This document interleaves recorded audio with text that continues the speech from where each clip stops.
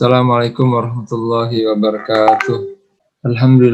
Alhamdulillahilladzi anzala ala abdihil kitaba wa lam yaj'al lahu iwaja qayyiman liyunzira ba'san shadidan min ladunhu wa yubashshiral mu'minina alladzina ya'maluna as-solihati anna lahum ajran hasana makisina fihi abada.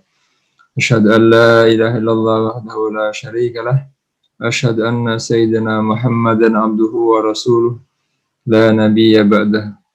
Allahumma shalli wa sallim wa barik ala sayyidina Muhammadin wa ala alihi wa sahbihi ajma'in amma ba'du. Yang kami muliakan Al-Alim Al-Alama Al-Ustadz Agus Subagio Al-Hafiz SPDI yang dirahmati oleh Allah Subhanahu wa taala.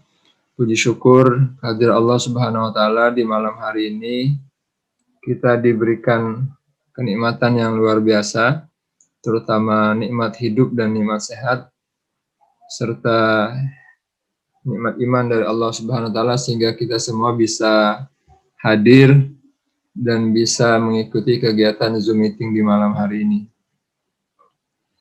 Salawat dan salam semoga senantiasa tercurah kepada uswah kita Nabi besar Muhammad SAW, keluarganya, sahabatnya, hingga umatnya yang setia hingga akhir zaman kelak. Selanjutnya adalah penyampaian materi yang akan disampaikan oleh Al-Mukarram Al-Ustadz Agus Subagio Al-Hafiz. Kepada beliau kami persilahkan, Ustadz.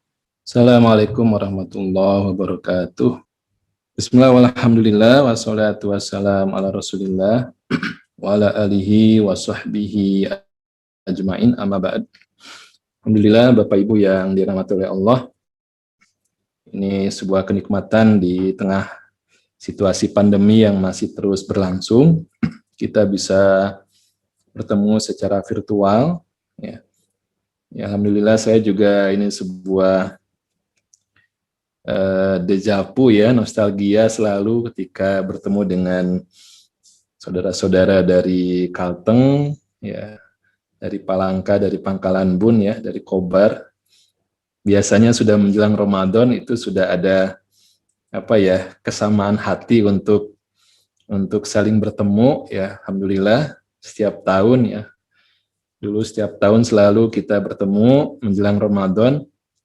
Saya kira di Kalimantan Tengah sudah lewat 1 jam dibandingkan di tempat saya ya, di Bandung ya. Ini udah cukup malam ya. Ya, betul ya Bapak Ibu ya? Sudah jam berapa di sana? Jam 8, Ustadz. Jam 8? Iya. Oh, sama. Sama, Ustadz. Cuman lebih awal ya salat isanya ya. Jadi saya ingin ngobrol aja Bapak Ibu tentang bagaimana hikmah ya.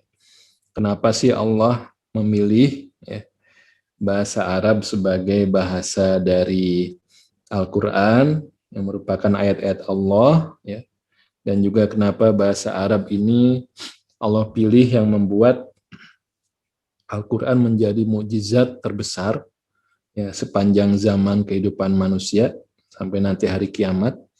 Bahkan mukjizat Al-Quran lebih besar jika dibandingkan dengan mukjizat yang Allah berikan kepada nabi-nabi yang lain. Kalau kita kagum ketika mendengar atau membaca kisah Musa yang bisa membelah lautan dengan tongkatnya, gitu ya. Sampai sekarang kayaknya belum ada yang bisa seperti itu, gitu ya. Atau juga bagaimana Musa bisa mengalahkan ya para penyihir Firaun ya dengan tongkatnya yang berubah jadi ular beneran, gitu ya. Ya. Atau kemarin juga ya kita diingatkan dengan momentum Isra Mi'raj ya. Itu juga mukjizat yang luar biasa ya buat kita ya. Bagaimana perjalanan ya, subhanalladzi asra bi abdihi lailan ya, minal masjidil haram ilal masjidil aqsa. Perjalanan yang sangat jauh ya, dari Masjidil Haram ke Masjidil Aqsa ya, kurang lebih 1.200 km ya. Belum lagi ditempuh dalam waktu yang sangat singkat, ditambah lagi naik sampai menembus ya langit yang ketujuh ke Sidratul Muntaha, balik lagi ya ke bumi dan balik lagi ke tempat semula, itu sangat singkat. Ya, makanya disebutnya lailan ya Bapak Ibu, bukan lailatan. Ya, lailan itu tulisannya lebih pendek ya. Kalau lailatan itu ada tamar butoh di sana ya. Inna anzalnahu fi lailatil qadri. Itu ada tamar butoh di situ. Ya. Jadi kalau lailan ini waktu di malam hari yang lebih singkat. Nah, ini kan luar biasa ya. Kita sangat takjub dengan mukjizat Isra Mi'raj itu. Ya. Tetapi ya, mukjizat yang terbesar yang Allah berikan ya, kepada manusia adalah Al-Quran. Ya, saya yakin ya kita semua sebagai orang yang beriman itu meyakini bahwa Al-Quran mukjizat ya. Ya, tapi bagaimana kita merasakan ya Al-Quran itu sebagai mukjizat itu seperti apa gitu ya. Nah, ini yang ingin coba kita ya bahasa saya unlock ya. Kita coba buka kunci-kuncinya ya. Dan tidak ada yang lain kecuali dengan kita mempelajari bahasa Arab karena bahasa Arab adalah bahasa Al-Qur'an. Ya. Dan Bapak Ibu, Allah sudah menjanjikan ya, dan Allah tidak pernah mengingkari janjinya bahwa semua yang terkait dengan Al-Qur'an sudah Allah mudahkan. Ya.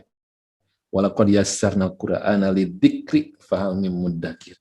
Ya, sungguh telah kami mudahkan Al-Qur'an lidzikri ya. Fahal mim muddakir.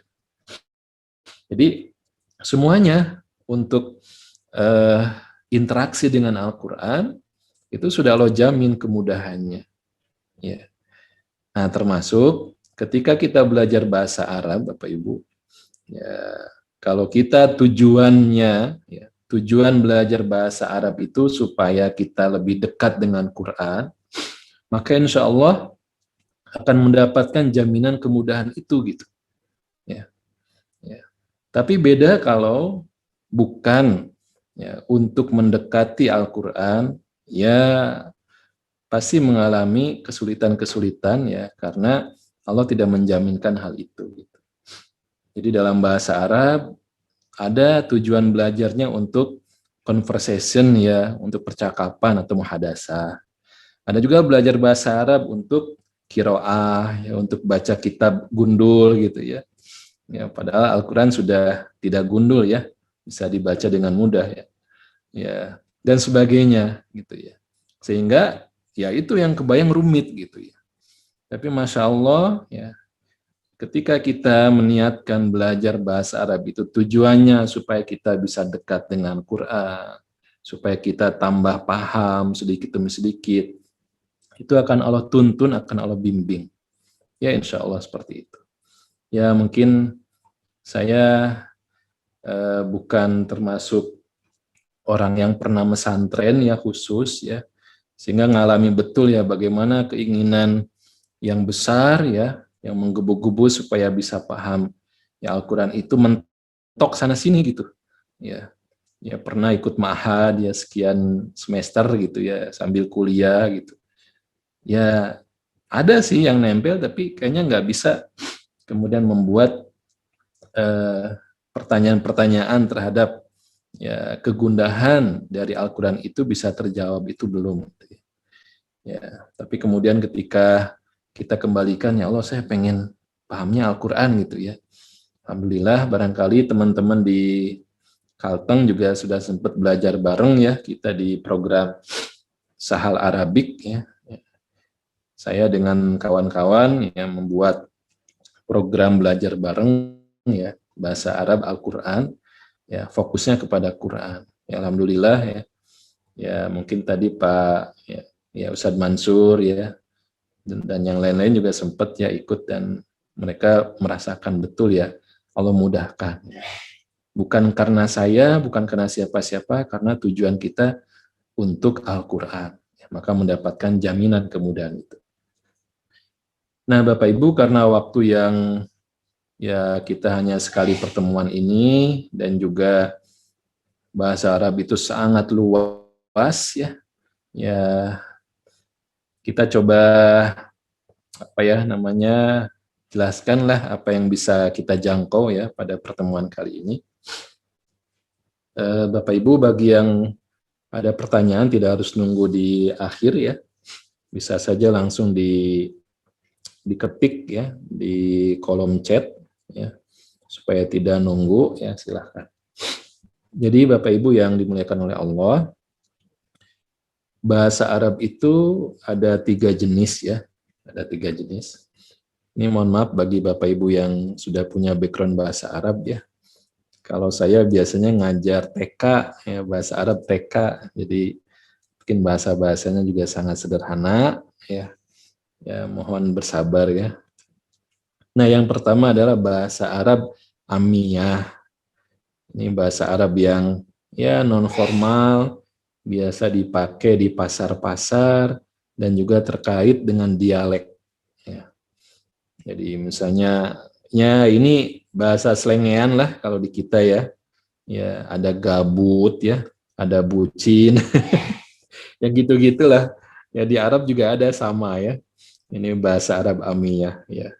Bahkan mungkin sulit dipahami ya karena bagi kita yang nggak berbahasa Arab malah aneh gitu mendengarnya. Misalnya di dialek orang-orang Mesir kesulitan mengucapkan apa namanya huruf jim ya.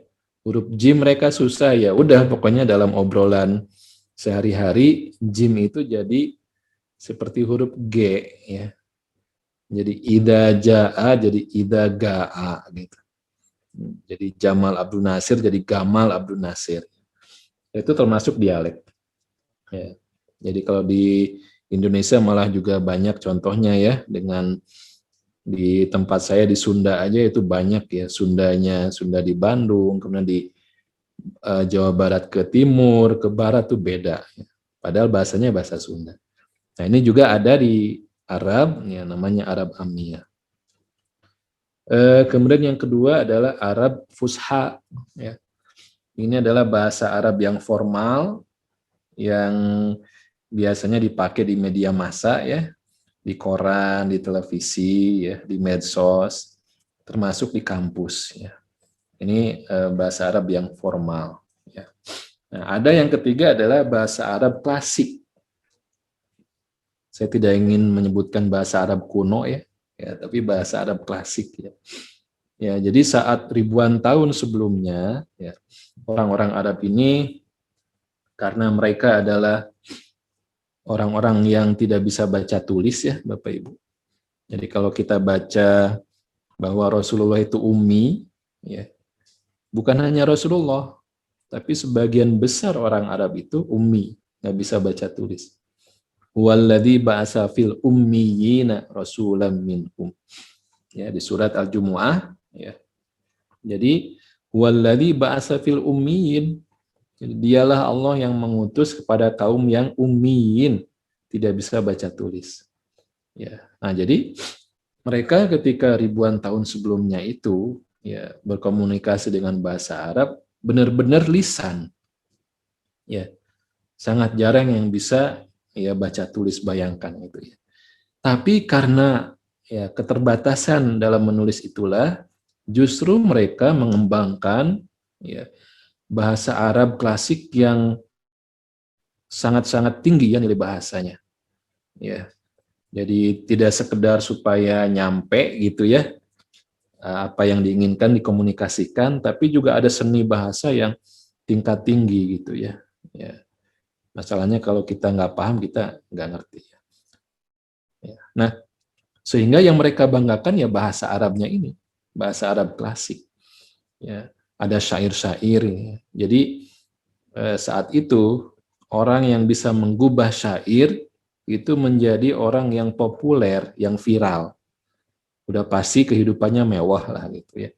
Orang yang pandai menggubah kalimat dalam bahasa Arab, apakah menjadi pujian, apakah menjadi hinaan gitu ya, demi tujuan orang-orang yang berduit membayar mereka. Jadi punya posisi yang tinggi. Nah, Bapak Ibu, inilah yang nanti ya Allah akan memakai bahasa Arab klasik ini sebagai bahasa Al-Qur'an.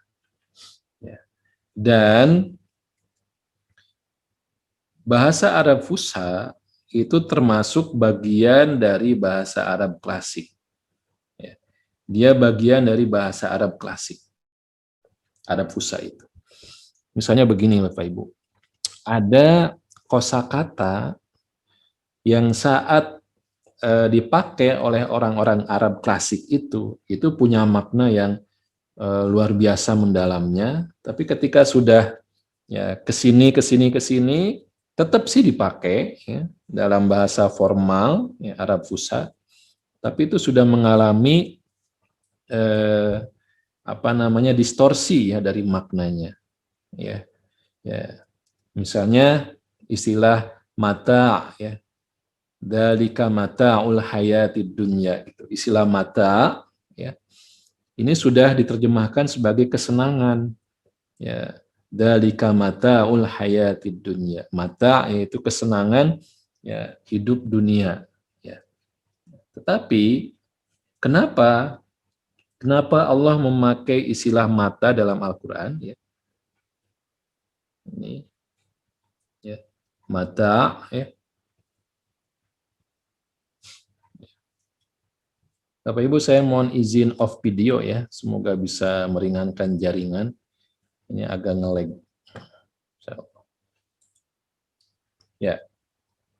Nah, padahal ya, ketika Allah ingin menjelaskan tentang kesenangan, itu pilihan kosakatanya banyak dalam Al-Qur'an. Ada bahjah ya, ada al-farah, itu bahagia, senang, kesenangan di dunia. Tapi kenapa dengan mata ya? Nah, inilah kembali kepada penggunaan ya kosakata mata ini dalam keseharian orang-orang Arab klasik ini, gitu ya. Ternyata mata ini ya dipakai untuk urusan ya perkakas rumah tangga gitu, peralatan rumah tangga. Ya, misalnya, Masya Allah ada Ustadz Heri ya. Ahlan wasahlan Ustadz, mohon maaf. Ya, misalnya ya ibu-ibu punya setrikaan di rumah ya, ya itu termasuk mata, punya panci, kompor, wajan, itu mata semuanya termasuknya. Ya, dan tidak mungkin ya, seorang ibu itu bisa mengatakan, oh saya lagi senang-senang dengan setrikaan, itu kan nggak mungkin. Ya. Pasti pengen secepat-cepatnya ya, sesingkat-singkatnya gitu. Ini baru kosakata aja gitu ya. Ya, makanya kalau kita nggak belajar Arab klasik, ya, kita kehilangan makna yang Allah inginkan dalam kosakata yang Allah pilih itu. Gitu ya. Ya, belum lagi nanti Bapak Ibu urutan kata, ya, urutan kata itu bisa Allah pindah-pindahkan gitu ya sesuai kebutuhannya. Ya. Ya, seperti ini. Jadi dalam satu kalimat bahasa Arab itu ada 4 komponen misalnya ya. Kalau dalam bahasa Indonesia kan SPOK ya, subjek, predikat, objek, keterangan. Ya, itu dalam bahasa Arab juga ada begitu. Saya sebutkan ini urutannya ABCD misalnya ya. Ya. A itu fiil, ya. Actionnya, B itu fa'il, pelakunya, ya. C itu maf'ul, ya, detail atau objeknya, D itu muta'alik bil fi'il ya. Ada 4 lah pokoknya, 4 komponen. Normalnya ABCD gitu ya. Tapi bisa aja nanti Allah tukar ininya ke depan ya. Itu urutan dalam bahasa Arab tuh. D-nya diawalkan misalnya. Misalnya begini ya. Ahmad ya. Dahaba ilal masjid. Ya. Ahmad dahaba ilal masjid. Itu normal. Itu normalnya gitu. Ahmad dahaba Ahmad ya. Afwan, dahaba Ahmad ilal masjid. Itu normalnya gitu ya. Dahaba Ahmad ilal masjid. Tapi ya, yang ilal masjid ini bisa Allah kedepankan. Ilal masjidi dahaba Ahmad. Jadi itu baru tadi saya jelaskan tentang urutan kata ya. Atau misalnya dalam juz 28 lah ya. Wallahu khabirum bima ta'malun dengan wallahu bima ta'maluna khabir gitu. Itu kan urutan kata yang ditukar. Itu bukan tujuan supaya menyulitkan saat menghafal, tapi ada penekanan yang berbeda. Nah, di Arab Fusha itu sudah tidak memikirkan lagi ya untuk yang seperti itu ya. Tapi di Arab klasik itu sangat signifikan. Bagaimana urutan kata itu ya menentukan dalam maknanya ya. Nah, Bapak Ibu, jadi ini sangat luas banget ya bahasa Arab Al-Qur'an ini ya. Tadi yang kita jelaskan hanya sebagian kecil saja ya. Saat kita tidak belajar bahasa Arab Al-Qur'an itu sekian banyak hal yang lewat dari bacaan kita ya. Kita sudah ratusan kali kita khatam Quran, juga puluhan kali kita juga membaca terjemahannya gitu ya. Tapi karena tidak dengan basic bahasa Arab itu banyak yang hilang. Nah, Bapak Ibu, saya ingin waktu yang terbatas ini ya menggunakan metode penyampaian, nanti kita berikan konsep atau teori sedikit lah. Semoga bisa dipahami oleh semuanya. Kemudian kita aplikasikan ke dalam ayat Quran, kita praktek tadabur. Kalau istilah kita di program Sahal Arabik itu ada Quran Ajaba. Quran Ajaba ini saat kita mengaplikasikan ya apa yang materi yang kita pelajari, kemudian kita mengunlock ya, membuka bagaimana kita menemukan hal-hal yang baru ya dengan bahasa Arab ini. Ya. Nah, pertama Bapak Ibu, ini juga konsep yang sangat basic ya, sangat mendasar adalah tentang 3 jenis kata. Kalau tadi kan 3 jenis bahasa Arab ya, dan Al-Qur'an memakai bahasa Arab klasik. Sekarang adalah 3 jenis kata. 3 jenis kata dalam bahasa Arab. Ya, ini sudah sering dengar ya, ada isim, ada fi'il, ada harf. Ini istilah Arabik yang tidak bisa ditranslate, tidak ada padanannya dalam bahasa yang lain. Jadi isim bukan kata benda. Ya, kenapa bukan kata benda? Ya, karena ya warna hitam, putih itu masuk ke dalam isim. Tinggi, pendek, besar, kecil itu masuk ke dalam isim. Ya, sifat atau keterangan itu masuk ke dalam isim. Ide itu juga masuk ke dalam isim. Islam itu kan bukan benda. Ya, ide nah itu masuk ke dalam isim. Gitu ya. Nah, ini contohnya. Jadi isim itu bukan jimat ya. Dulu zaman jahiliyah kita ya, ada yang masih punya isim nih. Ya, powerful emang isim itu ya. Nah, di sini contohnya isim itu adalah Islamun. Ya, sekaligus saya berikan clue-nya, petunjuknya. Ya, ketika ada kata yang akhirnya tanwin, maka ini adalah isim. Ya, 100% harus kita yakini ini adalah isim. Kalau ada tanwin ya. Islamun, oh ini isim. Ya. Kemudian yang kedua, ciri isim adalah diawali dengan alif lam, ya. Al-musabbihina. Ya, ini isim. Ya. Atau dunya, nah ini juga contoh isim ya. Ya. Yang tidak ada alif lam, tidak ada tanwin di belakangnya, ini contoh isim. Nah, Bapak Ibu, yang penting kita ingat dari isim adalah sifatnya yang permanen. Ya, apa? Sifatnya yang permanen. Jadi kalau Allah memakai ya, pilihannya adalah isim, maka ini berarti permanen. Tidak terkait dengan waktu ya. Misalnya begini. Ya. Kalau kita menemukan misalnya ini ya. Ini Bapak Ibu. Dahibun. Ini ya. Nah, ini isim. Dahibun ini isim. Kenapa isim? Ya, karena akhirannya tanwin. Ya, ini isim. Ya. Ada fiilnya. Fiilnya adalah dahaba. Ya. Dahaba ini fiilnya. Nah, apa bedanya? Misalnya Ahmad ya. Ahmad dahibun ilal masjid. Ya, Ahmad dahibun, ya terjemahannya pergi, ya, ya pergi ke masjid. Ya. Tapi bisa juga dengan fiil Ahmad dahaba ilal masjid. Apa bedanya? Ya, bedanya adalah ketika dipakai dahibun, maka itu sudah menjadi kebiasaan Ahmad pergi ke masjid. Ya, Ahmad dahibun ilal masjid. Dia rutin gitu. Jadi begitu ngomong adzan, ya itu langsung ke masjid. Nah, sehingga sudah rutin, ya tidak terpengaruh waktu gelap atau terang gitu ya. Ya, ini artinya permanen. Maka yang dipakai dengan isi. Ini penting banget Bapak Ibu. Ya, karena Allah memakai ya penggunaan yang berbeda-beda ya, di sini isim, di sana fiil gitu ya. Itu dengan tujuan seperti ini diantaranya. Ya. Nah, sedangkan fiil Bapak Ibu, ya, fiil itu adalah ya pekerjaan atau tindakan ya. Makanya ini kata kerja ya dalam bahasa Indonesia ya.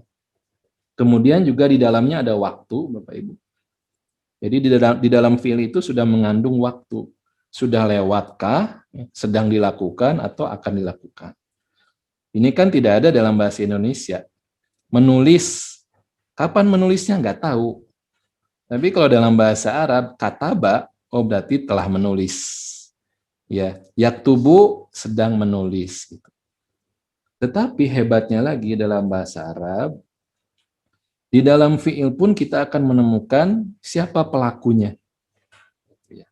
Ya, sabaha ini bertasbih. Ya. Siapa pelakunya yang bertasbih itu? Ya,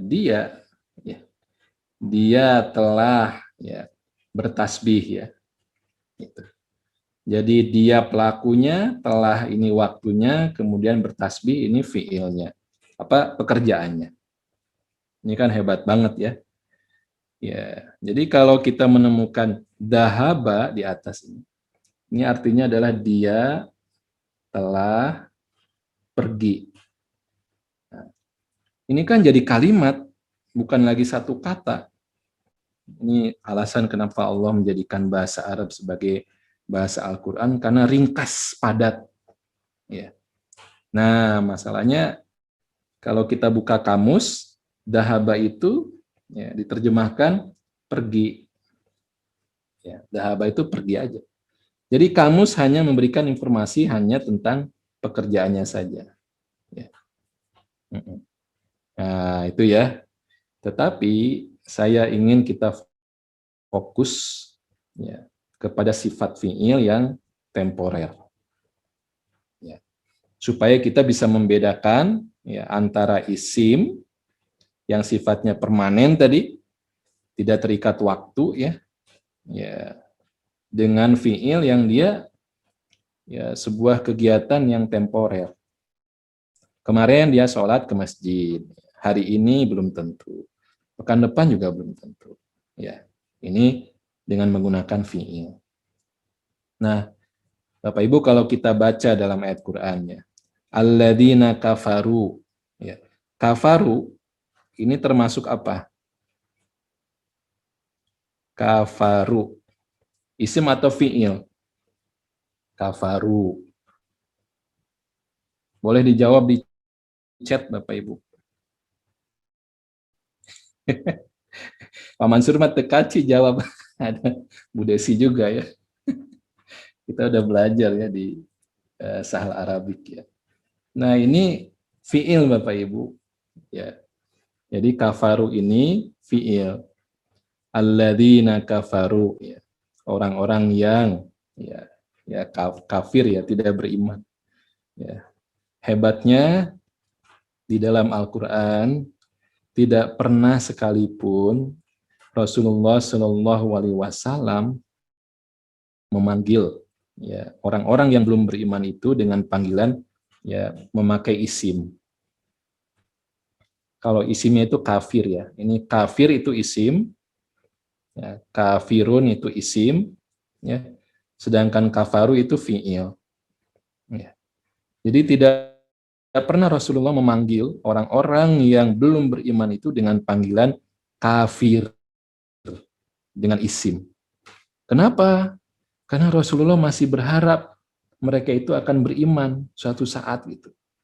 Sekarang emang belum beriman, siapa tahu besok, siapa tahu bulan depan, tahun depan. Jadi begitu Rasulullah memperlakukan objek dakwahnya itu luar biasa optimis dan selalu tidak pernah diabaikan gitu ya, selalu penuh dengan keyakinan.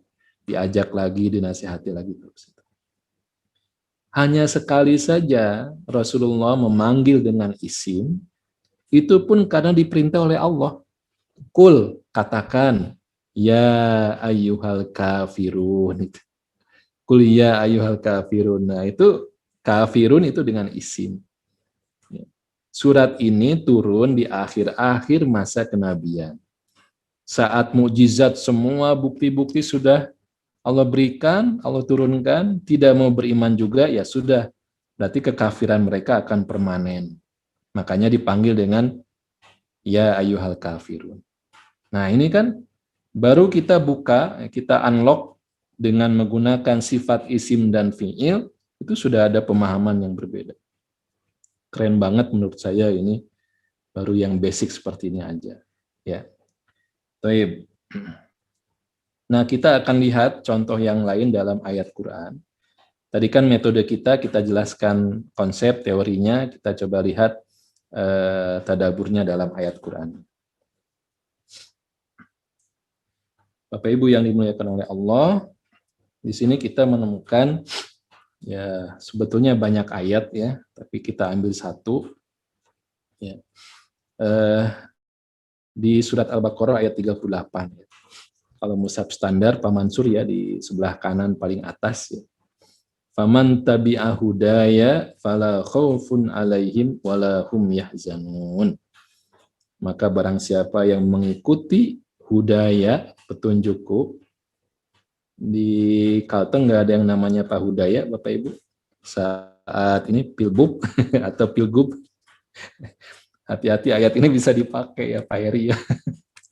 Faman tabi'a hudaya, dia sedang bermain politik.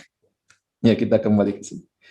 Barang siapa yang mengikuti petunjukku, kata Allah, fala khaufun alaihim. Tidak ada kekhawatiran atas mereka, wala hum yahzanun. Tidak pula mereka bersedih hati.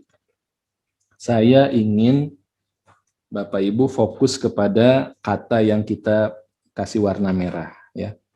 Khaufun. Oke. Kita simpan dulu terjemahannya ya. Saya ingin kita fokus kepada ya konsep yang tadi antara isim dan fi'il. Pertanyaannya adalah khaufun isim atau fi'il? Khaufun isim atau fi'il? Oke. Kenapa isim? Kenapa isim Bapak Ibu? Ya, ini isim. Ya, ini isim. Oke. Karena ada tanwin. Ya. Ingat sifat isim itu dia permanen. Oke. Bagaimana dengan yahzanun? Isim atau fi'il? Yahzanun. Isim atau fi'il?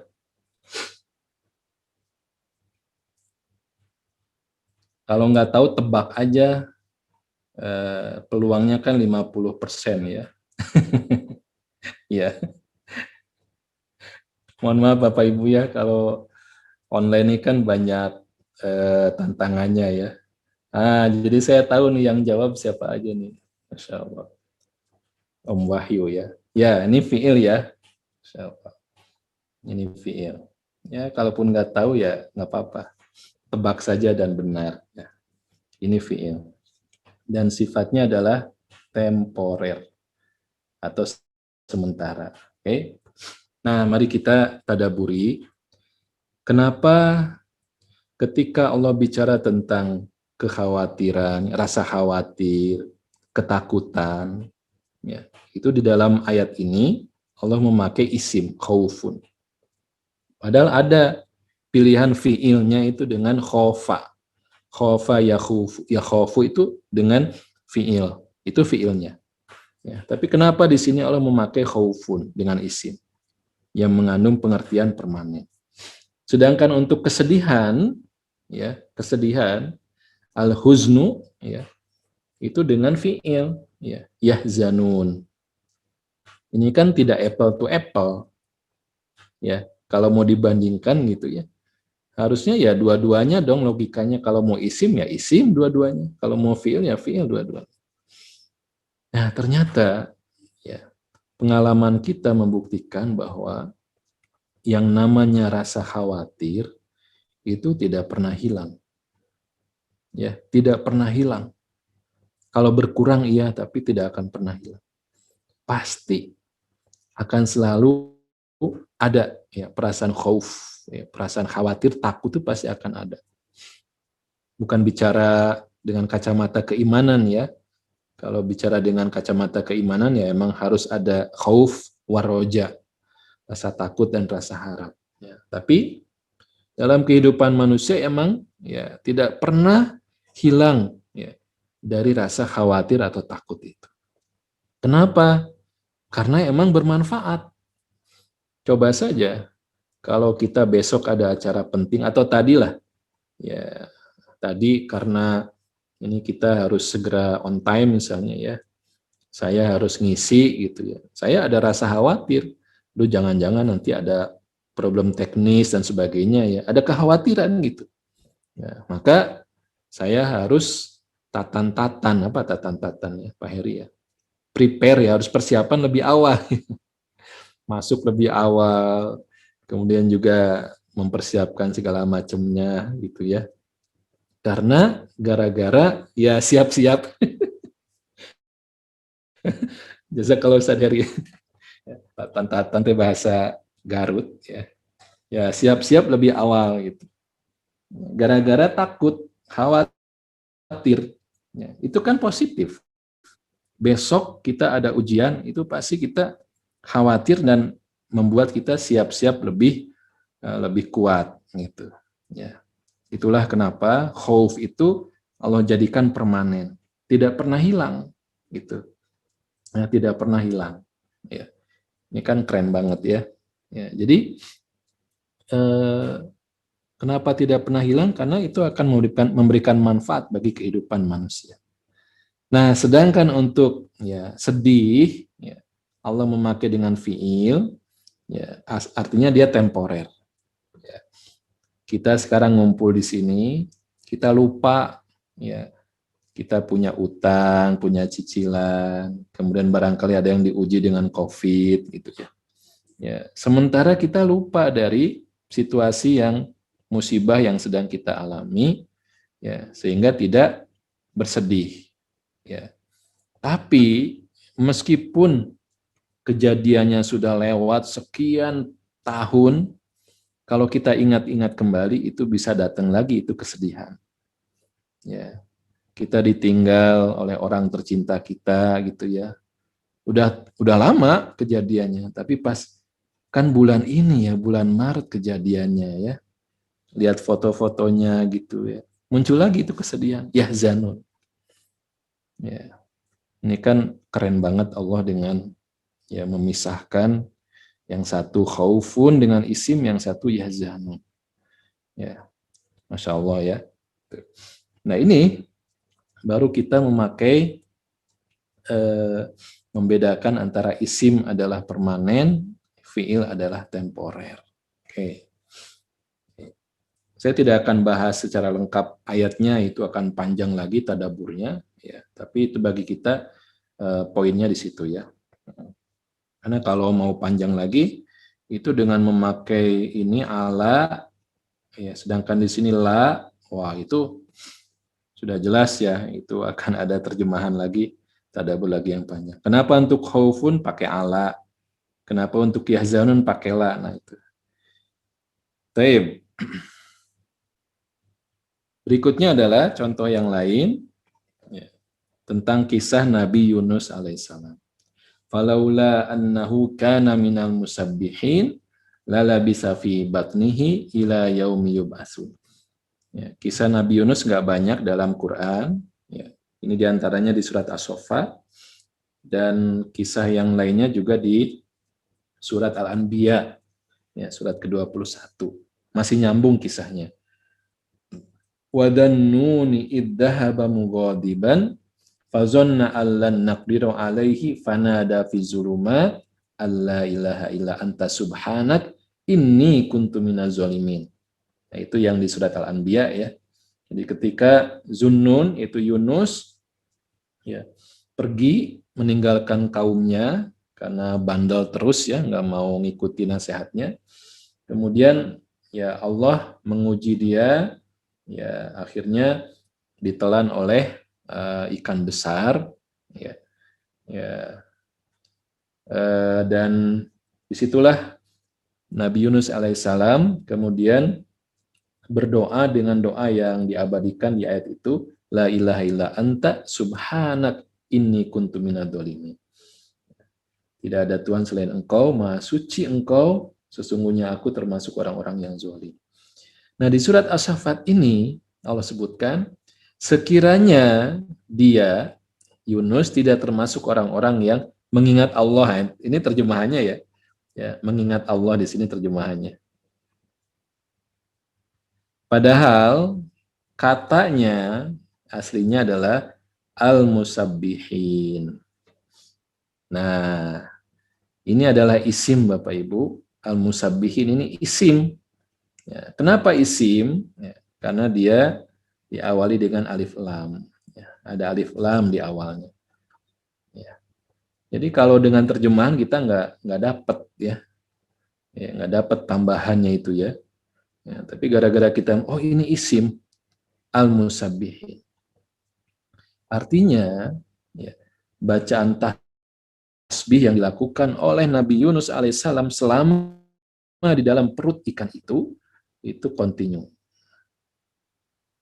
Kontinu dan selalu, ya tidak pernah sedikit pun ya tidak mengucapkan tasbih kepada Allah. Ya, nah gara-gara kontinunya membaca tasbih itulah ya Allah selamatkan Nabi Yunus. Lala bisa fi batnihi ila yaumi yub'atsun. Sekiranya tidak konsisten, tidak kontinu dalam tasbihnya, pasti ya Nabi Yunus tetap berada dalam perut ikan itu. Ya. Jadi Bapak Ibu ini kan bukan sekedar sejarah ya. Ya, tapi juga ada ibroh, ada hudan, ada mau'izoh buat kita semua. Bagaimana Nabi Yunus itu mengalami kondisi kegelapan yang bertubi-tubi, ya, berada di dalam perut ikan besar, itu sudah gelap, sudah jelas, tidak ada cahaya. Kemudian ikan besar itu masuk ke dalam lautan, ya, di malam hari, itu juga udah gelapnya double lagi itu, ditambah juga di atasnya gelombang. Ya. Jadi kegelapan yang bertubi-tubi dan buntu, nggak kebayang solusinya seperti apa. Ternyata dalam kisah ini kita diajarkan untuk banyak membaca tasbih. Ya, banyak membaca tasbih. Dan itulah powerfulnya, hebatnya tasbih Bapak Ibu. Ya.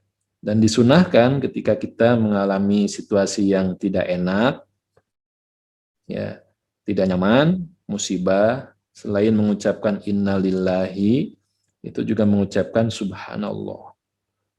Karena subhanallah ini langsung kita menepis dugaan-dugaan yang jelek kepada Allah. Ya, kenapa sih? Nah, itu sudah jelek. Ya, sekiranya nggak ada pandemi, itu sudah jelek itu kepada Allah. Makanya harus dibersihkan dengan subhanallah. Tidak mungkin ada setitik kecil sekecil apapun Allah itu berniat jelek kepada kita. Nah, itu kan subhanallah di situ.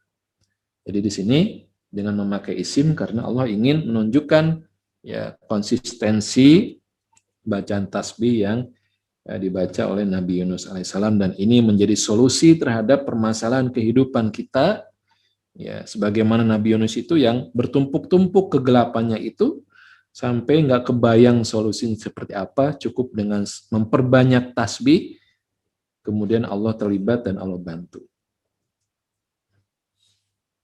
Baik, itu yang pertama Bapak Ibu ya, tentang konsep dan teori dari isim dan fi'il.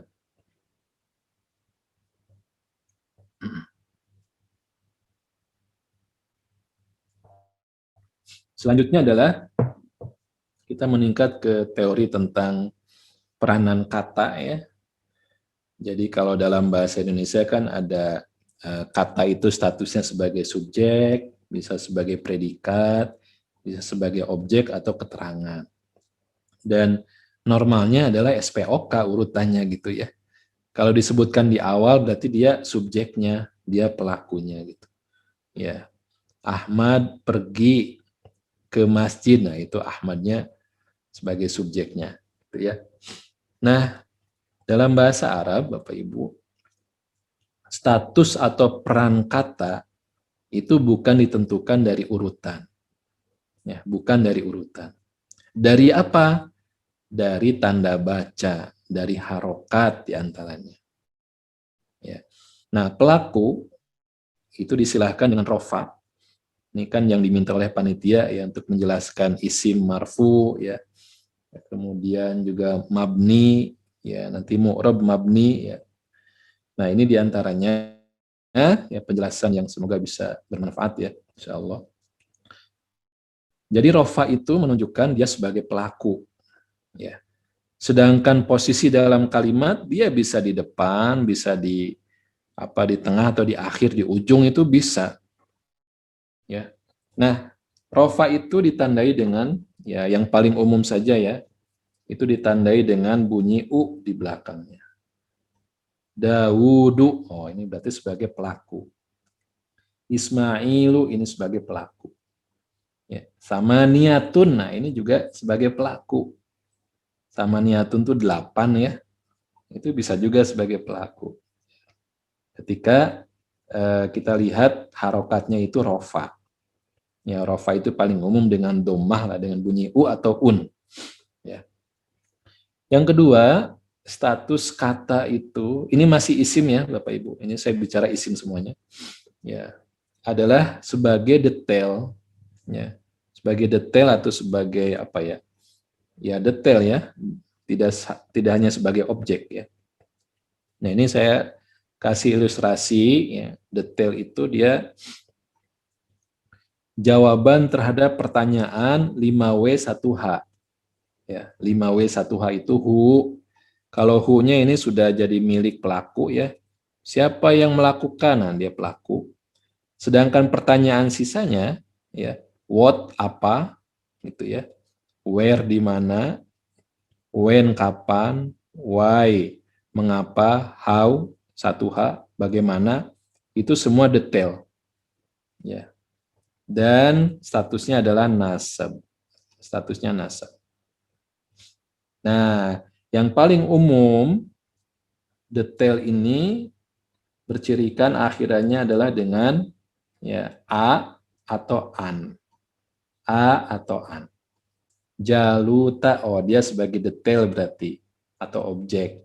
Ibrahima, oh dia juga sebagai detail. Salaman, oh sebagai detail. Itu. Ya, nasab statusnya, rofa nasab. Yang ketiga adalah statusnya jar.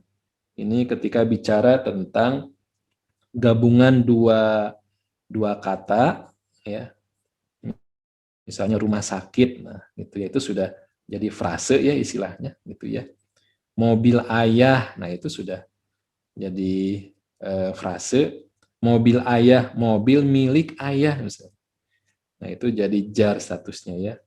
Nah ini contohnya kitaballahi, kitaballahi. Ya, kitab Allah, ya, kitab milik Allah. Jadi Allahnya sebagai pemilik kitab, statusnya jar. Sudurin nasi, ya, dada manusia. Ya, manusia itu sebagai pemilik dadanya itu, maka dia statusnya jar. Ya. Nah ini sekali lagi, status rofa sebagai pelaku, nasab sebagai detail, kemudian kepemilikan itu jar, itu bukan ditentukan dari urutan, bukan. Ya. Lagi-lagi Allah sangat keren ketika membuat urutan itu sedemikian rupa sehingga ada pesan-pesan yang berbeda. Kalau urutannya normal ya biasa aja, itu sebuah berita biasa. Ngasih tahu gitu. Tapi kalau urutannya sudah ya bukan diacak-acak ya, jadi tidak normal lagi, Berarti di situ ada penekanan terhadap apa yang didahulukan. Nah, kita akan lihat contohnya, kita aplikasikan langsung. Ya, sekali lagi tadi, rofa ditandai dengan dhammah atau dhammatain, ya, berarti sebagai pelaku. Sedangkan nasab ditandai dengan fathah, ya, a atau an, ya, berarti dia sebagai detail, ya, diantaranya objek. Nah, ini dalam ayat Quran, dalam kisah Tolut dan Jalut, wa qatala Dawudu Jaluta, ya. Wa qatala, dan telah membunuh, ya, Dawudu Jaluta. Pertanyaannya, siapa membunuh siapa? Ya. Siapa pelaku kotalanya, Bapak Ibu? Siapa pelaku kotalanya?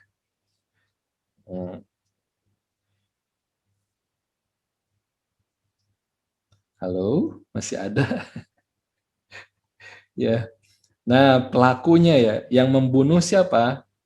Pelaku pembunuhannya, ya pelakunya Daud. Karena kita baca pakai u, Dawudu. Ya, yang dibunuhnya Jaluta. Gitu. Nah, menjadi celaka ya ketika celaka besar nih ketika dibacanya kebolak-balik ya. Wa qatala Dawuda Jalutu. Itu berarti sejarah berubah ya. Harus berubah itu sejarah. Nah, di sini ya Daud membunuh Jalut. Ya, ini gambarnya lah, ilustrasinya ya. Ini yang kecil nih Daud ya. Yang ini Goliatnya, ini yang besar Goliatnya gitu ya. Ya, tapi dalam Al-Qur'an tidak dikisahkan ya. Berarti nggak penting gitu. Kalau kita nggak tahu juga nggak apa-apa. Ya. Nah, ini gara-gara tanda baca atau harokat yang menentukan mana pelaku, mana objek atau detail. Nah, berikutnya ini keren ini. Di surat Al-Baqarah ayat 127. Wa id yarfa'u Ibrahimu al-qawaida minal baiti wa Ismail. Ya. Ini pekerjaannya, saya kasih tahu ya, ini pekerjaannya. Artinya adalah meninggikan. Ya. Ibrahimu, di sini ada ya gitu. Ya. Berarti Ibrahim sebagai pelaku ya, ya sebagai pelaku. Al-qawaida, ini sebagai objeknya. Minal baiti itu tambahan keterangan. Ya. Ketika Ibrahim yarfa'u meninggikan al-qawaida minal baiti, pondasi. Ya, pondasi dari ya rumah itu, Baitullah. Wa Ismailu. La. Kenapa ada Ismailu di belakang, Bapak Ibu? Ya. Ismailu sebagai apa berarti? Dalam status tadi. Sebagai apa, Bapak Ibu? Ya.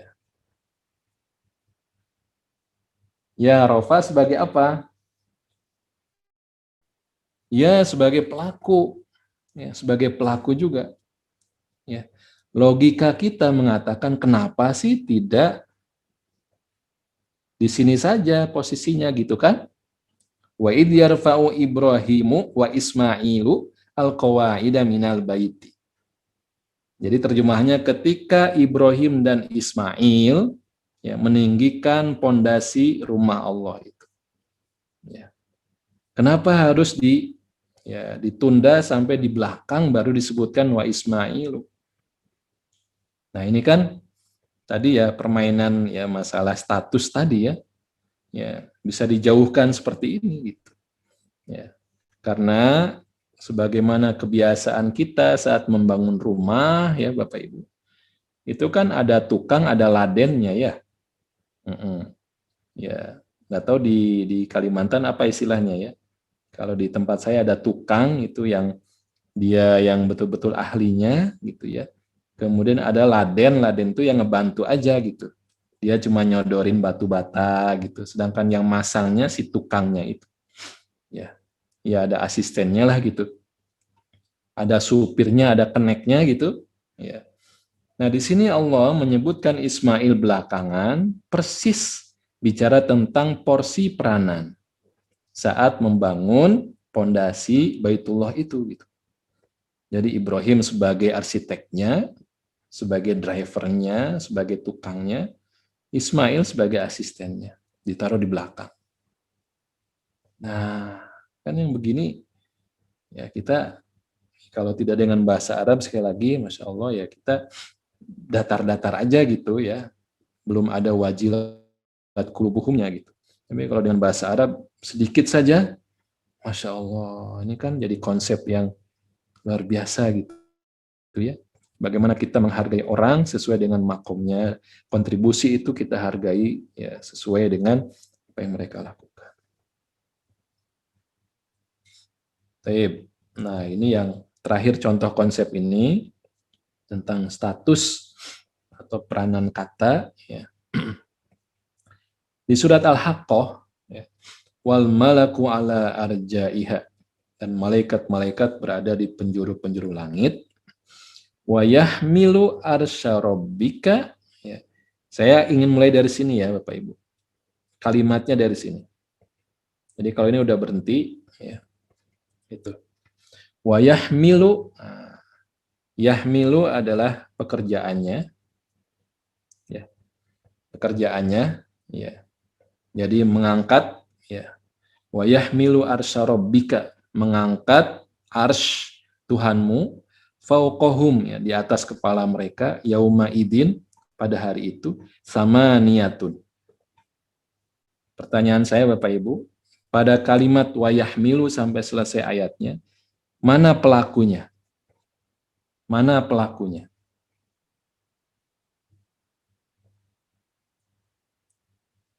Cari, sebutkan kata di ayatnya, bukan di terjemahannya. Ya, kita mencari mana yang rofa, ya, mana yang rofa. Jangan ke belakang ya, saya bilang ke sini ya Bapak Ibu, ke sini nih. Dari wayah milu, ya, sampai fauqahum yaumidin samannya, sampai situ. Kalau ini kita tidak bahas, ini udah beda kalimat.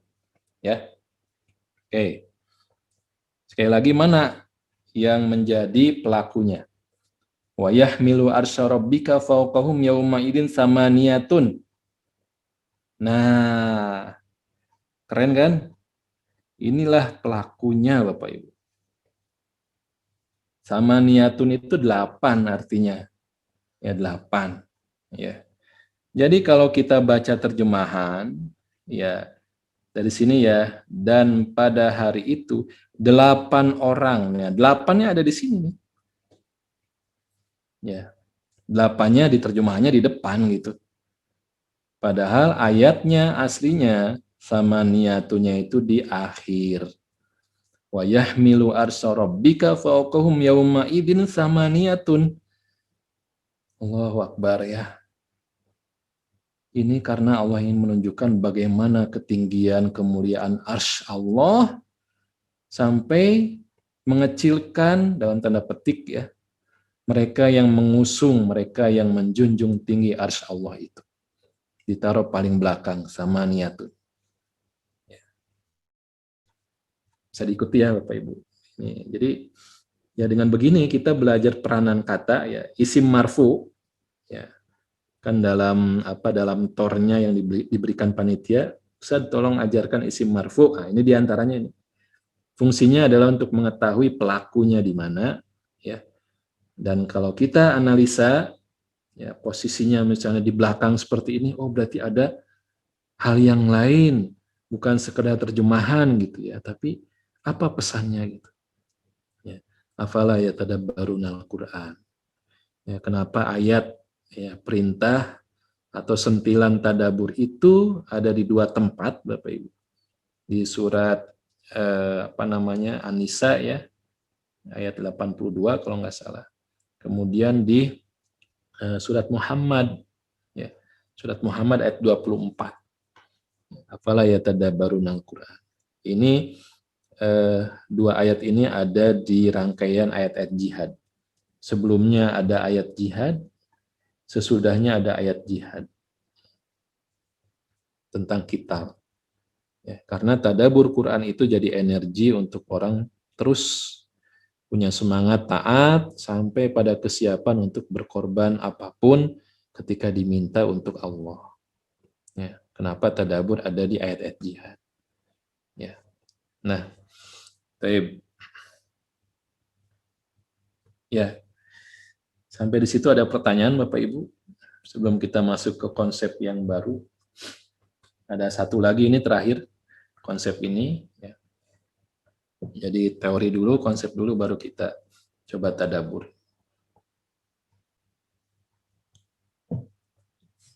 Baik ya, saya lanjut lagi.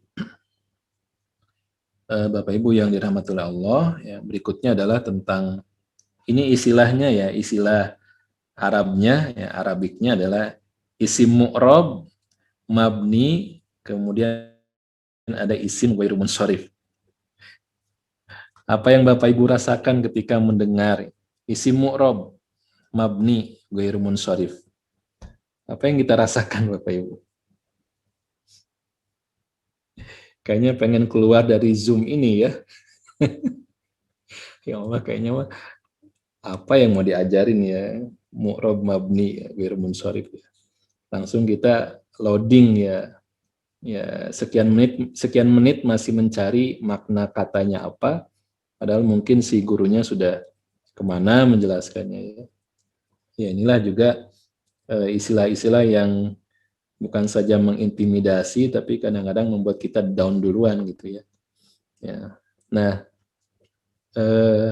kita di Sahla Arabik ya, kita juga coba menyederhanakan istilah-istilah ini. Yang penting konsepnya kita paham gitu. Kalau istilah itu belakangan kita bisa kenalkan. Ya. Seperti tadi kan, isim itu ada rofa, nasab, atau jar gitu ya. Nah, itu juga kita coba bantu dengan istilah-istilah nanti setelah yang ini juga kita kenalkan. Nah, mu'rab mabni ghairu munsharif ya, kita istilahkan dengan fleksibel. Ya. Langsung mudah ya kita bayangkan, fleksibel itu kan ya bisa diputer-puter ya, bisa 360 derajat gitu ya, ibarat mainan gitu ya, mainan anak-anak kalau diputer-puter gitu dia bisa sekali putaran dia masih bisa, dua putaran bisa, sampai balik lagi dia bisa, itu fleksibel.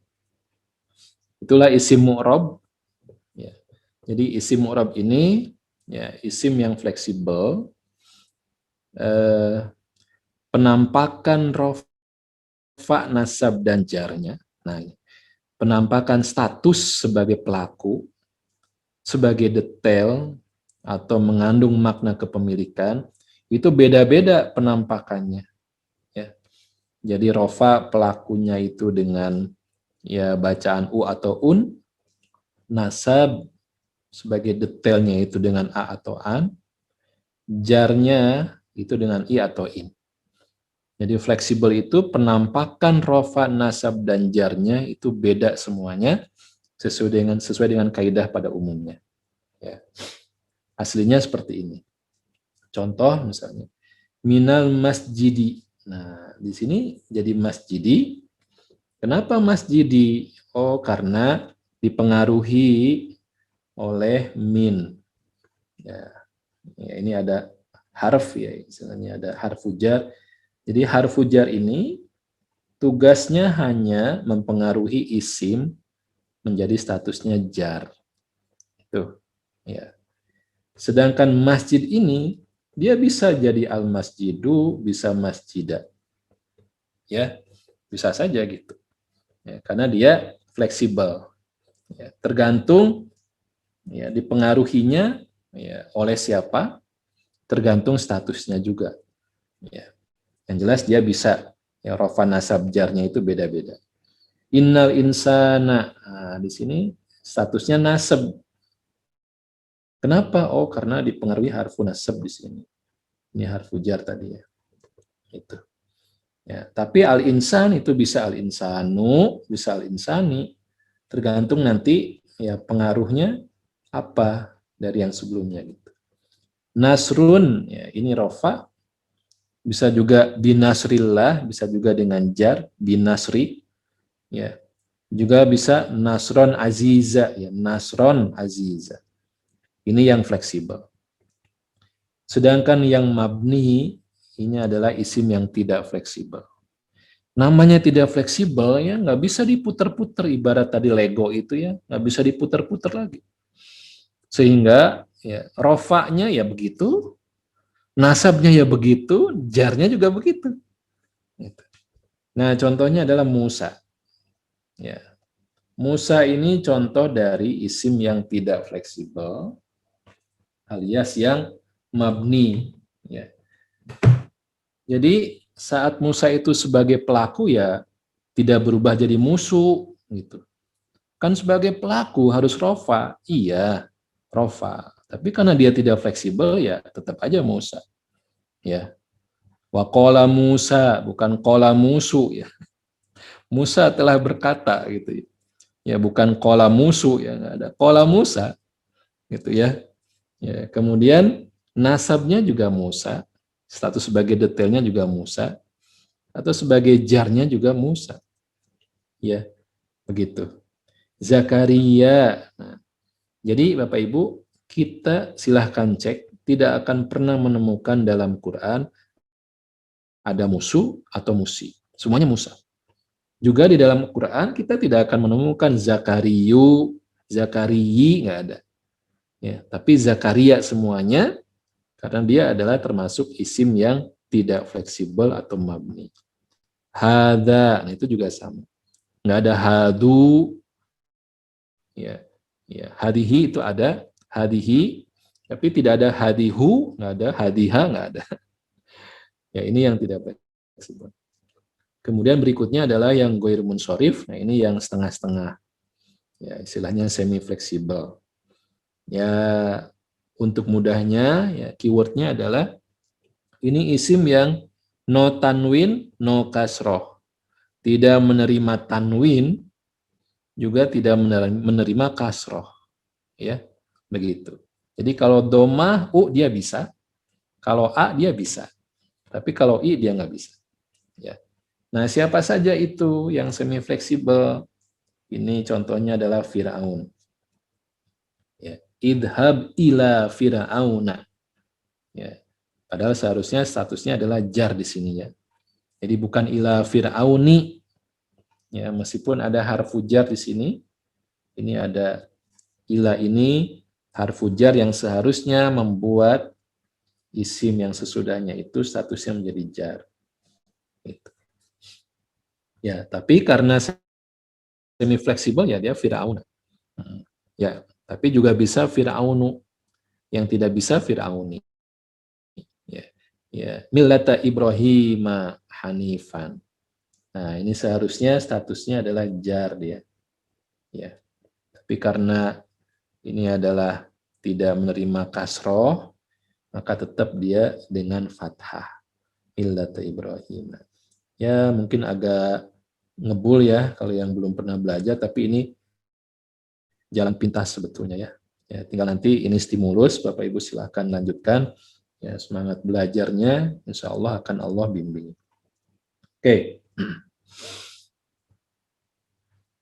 Nah, Bapak Ibu yang dirahmati oleh Allah, bicara tentang grammar, ya. Grammar ini analisa, ya. Analisa apa yang terjadi ketika satu kata ketemu dengan kata yang lain. Ya, ini bahasanya grammar atau nahwu ya. Jadi kalau mendengar nahwu itu bicara tentang grammar, perubahan ya, status dari suatu kata. Ya. Nah, biasanya kita mohon maaf bukan promosi ya. Ya, kita di Sahal Arabik ya kita coba bantu dengan 3 tahapan.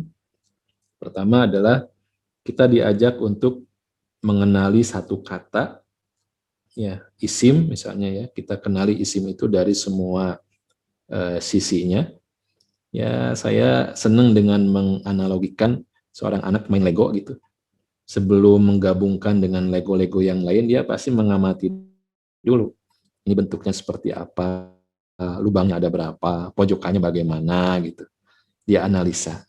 Ya. Nah ini analisa yang pertama, itu terhadap satu kata, kita biasanya sebutkan dengan istilah menganalisa SJGT ya. SJGT itu status. Jadi suatu isim itu dia pasti punya status. Status itu yang tadi rofa, nasab atau jar itu status. Ya, status dari isim itu rofa, nasab atau jar. Ya, bisa sebagai pelaku, bisa sebagai detail atau kepemilikan. Juga suatu isim itu pasti memberikan informasi tentang jumlah, Bapak Ibu. Kalau kita mendengar ya, muslimun, itu jumlahnya 1. Tapi kalau ada gulamaini, itu jumlahnya 2 gitu. Kalau ada kafiruna, itu jamak. Nah, jadi dalam satu kata itu isim ya, kita akan tahu jumlahnya 1, 2 atau jamak. Beda dengan bahasa Indonesia ya. Kalau jumlahnya lebih dari 1, kita harus menambahi kata bilangan. Gitu ya. Kata bilangan. Dua kebun ya. 2 kebun gitu ya. Tapi kalau dalam bahasa Arab jannatan itu 2 kebun. Ya. Nah, kemudian gender, J-nya itu gender. Gendernya bisa maskulin atau feminin. Maskulin atau feminin. Ya, kalau bahasa Arabnya mudzakkar muannas ya. Tapi kita coba nasionalisasikan dengan istilah ya maskulin feminin. Ya, takut dikira Islami banget ya, kita diciduk ya dengan mudzakkar muannas. Ya, terakhir adalah tipe Bapak Ibu ya. Tipe itu ada tipe umum, tipe khusus ya. Ya, nakiroh ma'rifah ya, umum dan khusus. Nah, ini bayangkan kita analisa itu, kita ngelihat ini pojokannya, kita ngelihat ini bagaimana jumlahnya, kemudian tingginya seberapa gitu ya. Itu SJGT lah begitu ya. Nah, setelah selesai kita menganalisa satu kata, satu lego itu, barulah kita diajak untuk membuat rangkaian atau gabungan ya dari kata tersebut. Ya, kita gabungkan dengan kata yang lain. Ya, kita namakan sebagai frase. Ya, kita namakan sebagai frase. Tadi ya Baitullahi, itu sudah frase. Itu ya. Kitabu Musa itu frase. Ya. Millata Ibrahim itu sudah frase. Innal insana itu frase. Ya. Nah, terakhir adalah kita diajak untuk membangun suatu kalimat. Jadi ibarat begini ya, kalau saya analogikan, kita punya satu rantai gitu, ya kita analisa gitu. Kemudian kita membuat gabungan, ya jadi rantainya terikat begitu, rantainya terikat. Ya nanti ada yang lain lagi gitu ya, nanti ada yang lain lagi misalnya. Nah ini semua menjadi suatu kalimat. Ya, kalimat dengan mengandung di sininya ada satu kata, ya. Di sini satu kata, di sini ada satu frase, ya. Kemudian ada satu kata lagi, jadi kalimat. Ya, nah, nanti di sini terputus gitu. Ya. Nah, ini menjadi kalimat. Nah, ini tahapan yang ya betul-betul penting ya, Bapak Ibu, untuk menganalisa nanti mentadaburi ayat Quran itu. Kalau kita ketemu kalimat, ini komponen apa nih, gitu ya. Ya, apakah nanti masuk ke ember, kalau istilahkan ember ya, ini sebagai pelaku, ya, masuk ke ember A, ya sebagai fiilnya, sebagai tindakannya masuk ke ember B dan seterusnya ya. Tuh. Nah, Bapak Ibu, tadi satu kata sudah ya. Nah, gabungan kata yaitu frase itu bisa terbangun saat isim kita pasangkan dengan isim. Isim ketemu isim gitu ya. Dengan ada aturan main yang kemudian menjadi frasenya kita namakan idhofah. Ya. Jadi seperti tadi ya, kitabullahi itu idhofah. Kitab isim, Allah itu termasuk isim ya, lafad Allah maksudnya. itu menjadi idhofah. Ya. Suhufu Musa. Suhuf itu lembaran-lembaran, itu isim. Musa itu isim juga. Suhufu Musa, lembaran-lembaran Musa itu jadi idhofah. Ya, seperti itu.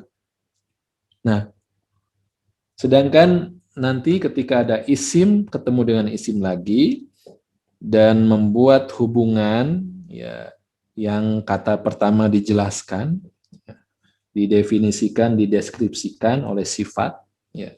Jadi ini namanya frase mausuf sifat. Ya, mausuf sifat. Ya. Misalnya apa? Baitun kabirun misalnya. Rumah besar gitu ya. Baitun kabirun gitu ya. Nah, itu kan menjelaskan ya, si besar itu menjelaskan rumah. Ini namanya mausuf sifat frase ini. Kemudian ada frase yang terbentuk dari gabungan harf ya. Harf ujar dengan isim. Ya. Bismi gitu ya. Billah ya. A'udzu billahi. Nah, itu bi dengan Allah, yaitu jadi frase ya, billahi itu jadi frase. Kemudian ada harfu nasab ya, dengan isimnya. Inna itu harfu nasab, insan itu isim. Innal insana lafi khusrin. Innal insana itu sebuah frase gabungan antara harf dengan isim. Oke, ini ya. Paling tidak ini yang paling penting saat kita belajar gabungan ya, kata. Dan perhatikan di sini bahwa ya, frase adalah lebih dari satu kata, bisa dua, bisa tiga, atau dan seterusnya, ya.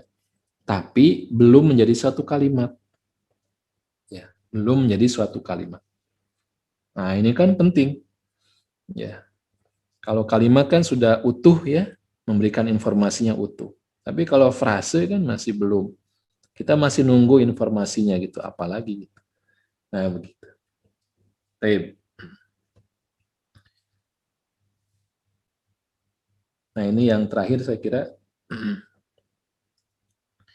Nah ini contoh paling hebat menurut saya ya, ketika kita memakai konsep tadi ya tentang frase. Ya.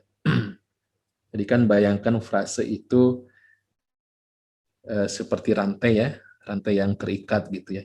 Jadi kalau satu kata itu ada hubungan, jadi frase dengan yang sebelahnya berarti dia ada hubungan seperti ini. Kita lihat lagi dengan kata sesudahnya, oh ada frase enggak gitu. Oh berarti kalau ada masih terikat gitu. Ada lagi nggak dengan kata sesudahnya gitu. Kalau ada ya berarti masih terikat. Kalau enggak berarti sudah kita tuliskan begini terpisah gitu ya. Ini gimana? Nah misalnya gitu. Ya. Nah pada lafadz basmalah, ya lafadz basmalah. Kita lihat Bismillahirrahmanirrahim. Ini apakah frase ataukah kalimat? Tuh pertanyaannya. Ya, frase atau kalimat. Kan kalau terjemahannya kita sudah hafal ya. Dengan nama Allah yang Maha Pengasih, Maha Penyayang. Itu panjang kan terjemahannya juga. Nah, tapi kita analisa dengan tadi ya konsep frase itu ya. Nah, Bapak Ibu, bismi, ya, kita mulai dari bismi ya. Ini ada bi, ini adalah harf ya, harfu jar. Ya, maka dia mempengaruhi ismi, ya, berarti ini satu rangkaian. Saya delete dulu ini ya. Jadi bi dengan ismi itu membuat ya terconnected ya. Karena dia menjadi frase ya harfu jar ketemu dengan isimnya, jar majrur ya, bismi. Oke. Selanjutnya ya ismi ya, ismi dengan lafad Allahi ya, ismi dengan lafad Allahi. Ya, ini juga sama ya, ini mengandung hubungan isim ditambah isim menjadi idhofah. Ya, mungkin Bapak Ibu agak bingung karena saya nggak cukup waktunya menjelaskan. Percaya aja ya. Ya, ismi dengan lafad Allahi ini jadi hubungan idhofah, jadi frase juga. Jadi masih terhubung begini. Oke.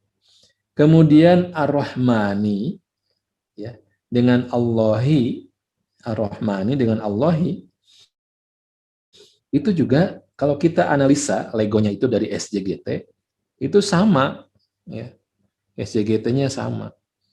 Jadi lafaz Allahi ini statusnya dia jar, karena bunyinya I, jumlahnya 1, gendernya maskulin, tipenya khusus karena ada alif lam.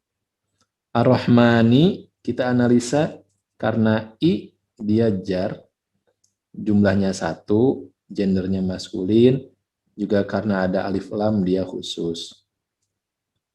Ar-Rahimi, oh dia jar juga, jumlahnya 1, juga gendernya maskulin. Maskulin itu ketika tidak ada ta marbutoh ya Bapak Ibu, itu jelas maskulin lah pada umumnya ya. Kemudian dia khusus juga. Ya. Ini jar, J itu jar, jumlahnya 1, maskulin, kemudian tipenya khusus atau ma'rifah. Nah, karena ininya sama Bapak Ibu, ya, dan secara makna juga Ar-Rahmani itu menjelaskan atau memberikan sifat kepada Allah, Ar-Rahimi juga memberikan sifat kepada Allah. Paham ya? Sehingga itu masih terikat, terkonektif. Jadi Ar-Rahman itu masih dengan Allah, nyambung. Ar-Rahimi itu masih nyambung juga. Gitu. Terikatlah begitu. Bisa dipahami Bapak Ibu? Ya. Jadi ini frase atau kalimat? Frase atau kalimat? Kalau kita analisa begini. Halo, masih pada ada ini? Nah, alhamdulillah ya. Jazakumullah ya sudah ngerespon. Ini adalah frase, ya, belum menjadi satu kalimat. Makanya Bapak Ibu ya, terjemahannya itu masih belum menjadi suatu kalimat dengan nama Allah. Kalau kepanjangan ya, ini kan Ar-Rahman Ar-Rahim itu memberikan sifat kepada Allah ya. Jadi kalau kita terjemahkan sampai pada Allah saja, misalnya dengan nama Allah, ya, ya. Nah, yang Maha Pengasih, Maha Penyayang itu masih satu rangkaian, satu frase gitu ya. Ini kan panjang banget ya. Nah, maka ini kan masih belum utuh jadi kalimat. Misalnya gini Bapak Ibu, saya kasih Bapak Ibu uang 1 juta. Nah, ada sate Padang tuh udah jam 9 lewat. Misalnya, ya, dengan uang 1 juta ini, nah, itu mirip-mirip ya kalimatnya. Dengan uang 1 juta ini. Itu frase semuanya. Tapi kan belum selesai. Mau ngapain dengan uang 1 juta itu? Dengan uang 1 juta ini, saya akan wiskul. 1 jawaban. Dengan uang 1 juta ini, saya akan berinfak. 2 jawabannya. Dengan uang 1 juta ini, ya, saya akan apa? Ya, macam-macam ya, bayar cicilan misalnya. Dengan uang 1 juta ini, saya akan apa? Bayar uang sekolah. Banyak banget. Ya. Tapi ya, itu gara-gara tidak disebutkannya, tidak disempurnakannya menjadi suatu kalimat, sehingga opsi jawabannya bisa unlimited. Bisa dipahami ya? Maka basmalah ini hebat bangetnya Allah. Ya. Sengaja Allah tidak menyempurnakan menjadi suatu kalimat, ya, ya, dengan nama Allah. Ngapain dengan nama Allah itu? Ya, supaya kita ngisi titik-titiknya ini dengan nama Allah saya belajar, dengan nama Allah saya tidur, dengan nama Allah saya makan, dengan nama Allah saya nonton, dengan nama Allah semuanya gitu. Ya, ya gitu. Jadi luar biasa ya. Ini bisa kita tangkap ketika kita tadi belajar konsep bahasa Arab itu, ya. Tapi seumur kita ketika kita tidak terpacu untuk belajar bahasa Arab Al-Quran, yang gini-gini kita kehilangan gitu. Ya, kenapa surat Al-Fatihah itu begitu banyak fadilahnya? Karena baru satu ayat aja ini jadi akidah kita. Ya, makanya tidak akan barokah ya aktivitas yang tidak dimulai dengan basmalah. Karena Allah menginginkan basmalah ini jadi opening, jadi mukodimah dari setiap aktivitas kehidupan kita. Ya, Bismillahirrahmanirrahim. Makan, Bismillahirrahmanirrahim minum, itu. Semuanya harus diawali dengan basmalah. Itu karena belum lengkap jadi kalimat ya. Itu. Ya, dan inilah Bapak Ibu sekalian, ya apa yang bisa kita bahas. Ya semoga ya kita mengambil manfaat ya dan semoga bisa mendobrak kegalauan kita, kekhawatiran kita ketika kita belajar bahasa Arab. Ya tadi pesan di awal ya, jadikanlah semangat kita belajar bahasa Arab ini untuk Al-Qur'an. Bukan untuk conversation ya, karena kita belum tentu ketemu orang Arab. Bahkan kalau kita ada di Mekah, di Madinah juga, kita ngajak orang Arab dengan bahasa Arab, malah jawabnya bahasa Indonesia. Ya, become hada syekh gitu ya. Oh itu 5 dolar sih. Jawabnya dengan bahasa Indonesia ya. Jadi kemungkinan kita bercakap-cakap itu minim, kecil banget gitu ya. Dan itu tidak jadi kebutuhan yang mendesak buat kita. Ya. Juga kita baca kitab itu juga masih jauh lah, kecuali kita bisa meluangkan waktu ya sekian waktu ya setahun 2 tahun bisa insya Allah. Tapi Al-Quran itu tidak gundul bacaannya, sudah ada harokatnya, dan Allah menjanjikan walaqad yassarnal Qur'ana lidzikri. Itu bagian Allah memberikan janji kemudahan dan inna wa'dallahi haq. Allah tidak pernah mengingkari janjinya. Dan bagian kita adalah fahal mim mudzakir. Kita menunjukkan kemauan, keinginannya kepada Allah di hadapan Allah, maka akan terjadilah antara masing-masing itu untuk mengerjakan sesuai dengan ranah atau domainnya, insya Allah. Baik, lebih kurangnya mohon maaf. Ya, Assalamualaikum warahmatullahi wabarakatuh.